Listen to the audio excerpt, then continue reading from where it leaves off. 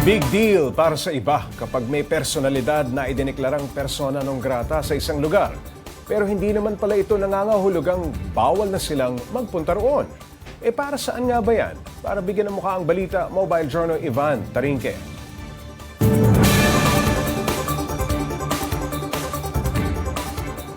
Usap-usapan sa social media ang posibleng pagdeklara sa ilang social media influencers bilang persona non grata sa Palawan. Pero ano nga ba ang ibig sabihin nito at paano ito gumagana? Viral ngayon ang video na ito kung saan makikita ang social media influencers na sina Rendon Labador at Ros Martan na kinokompronta ang isang staff sa mayor's office. Ikaw yan. Ano bang pinag-alita rin? Ano pinagmamalaki mo? Hindi po, wala. Hindi, ano pinagmamalaki mo? Comment lang, may mga comment. Ano sinasabi mo? Ikaw lang po. Matapos nga ang pangyayaring ito, plano na ng ilang konsehal ng Coron na deklarang persona non grata ang dalawang influencer. Pero teka, ano nga ba ang ibig sabihin ng persona non grata at ano ba ang epekto nito sa taong nabigyan nito? Sa aking panayam sa isang lawyer, wala naman daw itong legal binding o implication.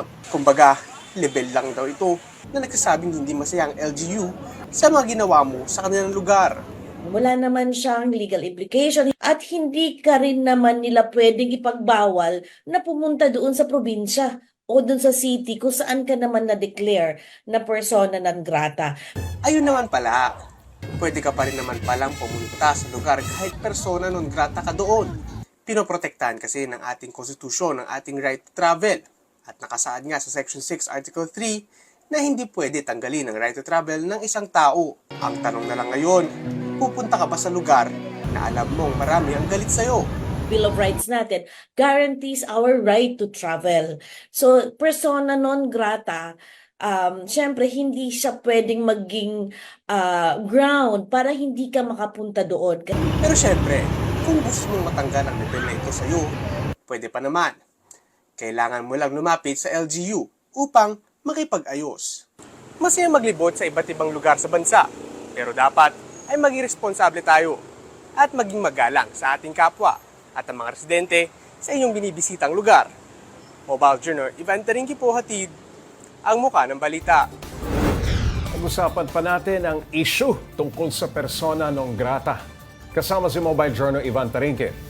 Ivan, sino pa ba yung mga malalaking personalidad na persona non grata? Yung mga naalala mo lang? Pops, medyo may mga ilan tayong naalala. No? So yung pinaka-latest, parang si Pura Luca Vega. Pura Luca. Isang Very drag controversial queen. personality. Oo. Yes, Pops J. Isa siya doon sa pinaka-latest na na-declare na persona non Okay. grata. Then sumunod dito si Miss Ay de las Alas. Saka During si the elections. Daryl Yap, noong 2022, Pops J. Okay. No? So doon pumutok din yung issue na na-declare sila sa QC. Oo. Tapos yung isa pa dito ay si Ramon Bautista. Oh. Noong Si Pops 2014. Ramon. Si Pops Ramon. Doon sa Davao. Sa Davao Sa yan, Davao, ano? Pops J. And ang pumuputok na issue ngayon dito, no, ay mga sikat din na content creator, mga vlogger ito, sina Rendon Labador at Rosmar Tan. Ano bang latest dito? Natuloy ba ang pagdedeklara sa kanila bilang persona non grata sa Coron? So, Pops J, kanina lang, no, na-declare na talaga na persona non grata na sila sa final Coron. na. Final na. Oo. Pero tinitignan din ng ilang taga doon kung ano yung, baka pwede pang patungan daw ng kaso or kasuhan pa. Kakasuhan pa. Oo. In-evaluate pa lang, Pops J, pero yun yung pinaka-latest. And yun nga. Pero kaninang kagabi rin, naglabas na rin ng apology video. Itong grupo nila Rendon sa ni Rosmar, no? Ayan, oo, Yun, oo. naglabas na ng apology video tungkol nga doon sa nangyaring issue na ito, Pops J. Nagpapaliwanag sila, humihingi ng tawad, gano'n, no? Tama, Pops J.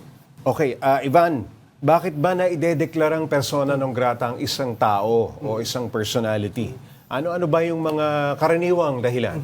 So, Pops J, unang-unang, isa sa pinakadahilan dito is parang na-disrespect mo Okay. yung lugar nila, no? So, ito nga kanina, ito, isang video na to, pinapakita, parang inaaway May nila. confrontation dyan, May no? Sa video na yan. Mainit yung confrontation Mainit, dyan. Pops J. Ayun nga, no, umpisa pa lang mainit na kaagad yung banatan. Pero isa yon parang na-disrespect nga yung isang government employee Okay, sa nagastos. Coron. Oo. So, parang naging grounds yon para sa kanila na sabihin na hindi mo kami nare-respeto, ayaw namin sa'yo. ayun, Pops J, Hindi na kayo welcome. hindi na kayo welcome. Pero hindi ibig sabihin, klaruhin lang natin, Pops J. Pwede pa rin sila dumalaw. pumunta, pero dead man lang. Dead man lang. Okay. Paano ba ang proseso ng pagdedeklara niyan, Ivan? So, LGU lang ba ang may karapatan na o may powers na magdeklara ng persona non grata o anyone from the government? So, Pops J, ito usually LGU. Meron silang Okay. grupo, may konseho sa LGU. Okay. Doon, i-discuss nila kung bakit deserve or ano bang ginawa ng isang tao para ma-declare na persona non grata. Okay. No? Tinanong natin kanina kung may length ba, kung hanggang saan ba pwedeng ma-declare isang tao. Ang ano naman sa atin, wala naman daw. Walang length. Kunyari, walang 3 years or 5 years. Walang ganun. Walang length kung hanggang kailan ka ma-declare na persona non grata. Pero, in-explain na rin naman sa atin na pwede naman din bawiin. Oo. Yun nga, unang-una syempre, humingi ka ng kapatawaran doon sa LGU na iyong nabastos Oo. doon. And yun nga, baka pwede magbago yung isip natin. Ivan, nalaman ba natin kung dumaan talaga sa proseso itong pagkakadeklarang persona non grata dito kay na Rendon at kay na Rosmar? Dumaan ba ito sa proseso? Sa Pops J, actually kanina lang talaga na-declare. No, meron kaninang briefing. So sa yung Palawan. LGU nagkaroon ng deliberation. Nagkaroon ng deliberation kayo na Pops J, and yun nga, doon nga doon na nga na-declare talaga na for this, as of June 18, na-declare na persona non grata na itong vloggers and influencers na mga Hindi naman for life. Hindi pa naman for live, pero tignan natin kung ano pa yung possible na mag-update sa mga susunod na araw. Ayos. Oo, abangan natin itong balitang to. Maraming salamat, Mobile Journal Ivan Tarinque.